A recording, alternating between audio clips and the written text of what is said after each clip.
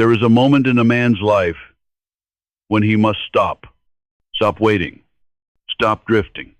Stop chasing shadows. And start demanding from life what he came here to collect. This world is not kind to the uncertain. It is not merciful to the man who hesitates. It does not reward the one who wishes. It kneels only to the one who decides. The one who knows what he wants and moves toward it like destiny itself rides on his back. That man is rare, but he is real. And when he speaks, the world listens. When he walks into a room, energy shifts. When he moves, obstacles get out of the way. Not because he is lucky, not because he was chosen, but because he is clear, and clarity is power. Every great man was first a dreamer, but dreaming alone isn't enough. Thomas Edison didn't merely dream of light. He demanded light from the darkness. 10,000 failures did not stop him, because he knew what he was building long before the world saw it. He was not confused. He was convicted. You see, the greatest war you will ever fight is not out there. It's in here. Beat. In your mind. The battlefield is crowded with distractions, temptations, and the noise of other people's opinions. And every single day, most people lose that war. They settle. They shrink. They wait for permission. But the man who wins, he is no ordinary man. He does not hope. He does not guess.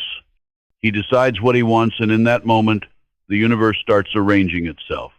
Because there is one truth this world cannot deny. The world bows to a man who knows what he wants.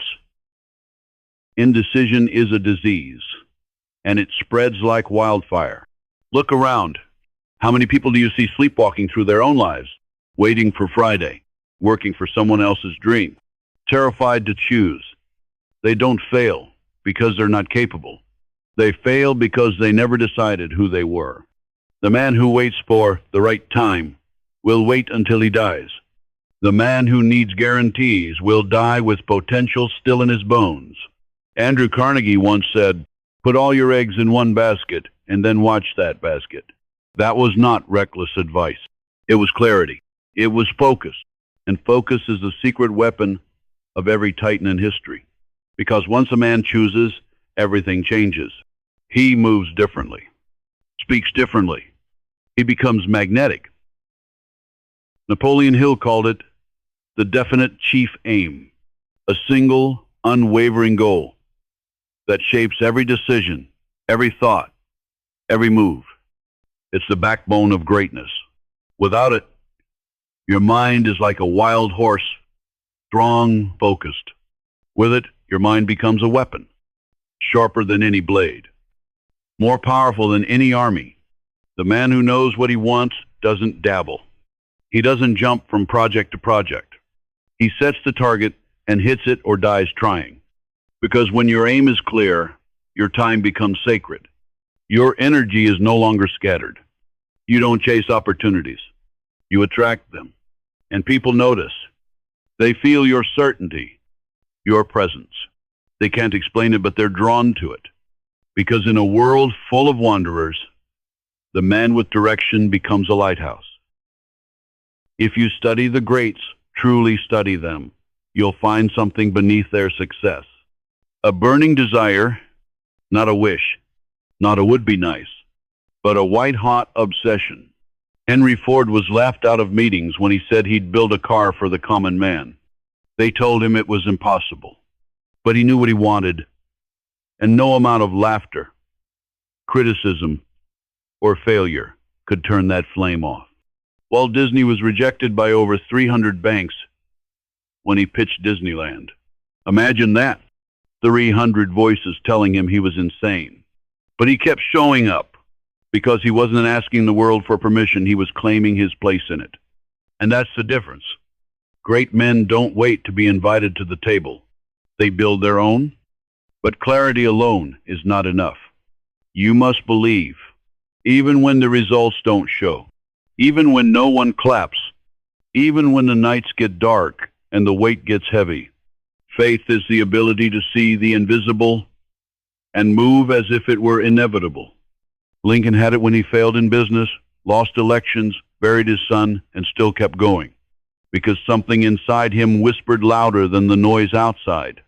A voice that said, "You are not done yet." You need that voice, because there will be storms. There will be setbacks. There will be days when you forget who you are. But the man who knows what he wants doesn't fold. He remembers. He recenters. He recommits. Because to him, the goal is not a fantasy. It's already real. The world just hasn't caught up yet. Desire's the spark. Faith is the wind. But discipline is the engine. A man who knows what he wants wakes up differently. He doesn't negotiate with weakness. He doesn't scroll his mornings away. He moves with intention.